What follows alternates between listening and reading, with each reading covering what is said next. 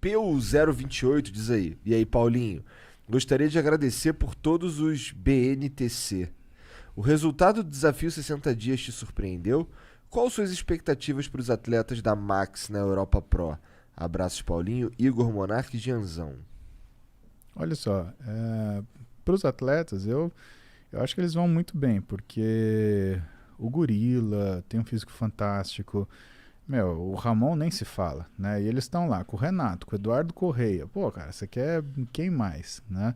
Eu acho que eles vão muito bem. Então o Gorila né? e o Ramon são as grandes promessas aí. Eu acho eles caras que têm físicos sensacionais, assim, né? E assim, e eles mostram, de acordo com o que eles fazem, eles quebraram alguns tabus em relação do que você é capaz de fazer com aquilo que você tem à mão, né? O Ramon conseguiu se preparar usando frango e clara de ovo, que era o que ele tinha condição, né? E fazendo coisa na praça. Exatamente. Fazendo barra. O Gorila, já é um cara que não faz refeição fracionada, ele faz 3 refeições ao dia, ele faz treinos volumosíssimos, 2 horas, 3 horas, às vezes mais de um por dia. Então eles quebram alguns parâmetros que, assim, são que deixam, inclusive, a carreira deles brilhante, diferente e interessante da gente acompanhar. Então eu tenho certeza que eles vão ser muito bem sucedidos. O que ele perguntou também? Perguntou, aí? ele te agradece pelo... Pelo BNTC. O que é isso?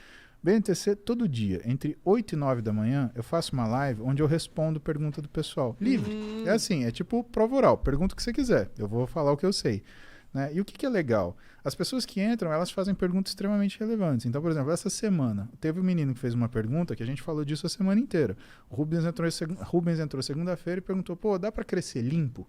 Então, segunda, terça, quarta, eu falei sobre como você desenvolve sem o uso de esteroide. E por que isso é importante?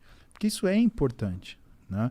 E eu acho que isso ajuda as pessoas que, por exemplo, não são meus pacientes, que não vão no meu consultório, né? Porque ou não tem condição, ou porque não tem oportunidade, ou porque está longe, enfim, a razão que for, né? Eu converso como eu falo para os meus pacientes, porque o que é tão importante quanto você cuidar do seu paciente em relação a diagnóstico e tratamento? É você orientá-lo. É o que o americano chama de patient education, né? Então eu converso com essas pessoas, eu falo, vai por aqui, né?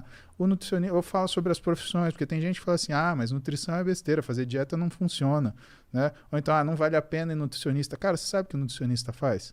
Aí eu falo do exame físico, eu falo do que é o cálculo das dietas, eu falo como é que é a programação do que é o objetivo dietético. O cara, não preciso de personal, eu sei treinar. É mesmo? Você sabe o que um profissional de educação física faz? Você sabe que ele estudou? Você sabe que ele faz do seu lado? Você sabe o que são técnicas de intensificação? Você sabe o que é um cluster set? Você sabe o que é um drop set? Você sabe quando que usa isso? Então, eu gosto de esclarecer as pessoas daquilo que elas acham que elas sabem. Porque existe uma coisa que é mais perniciosa do que a ignorância, que é o conhecimento parcial.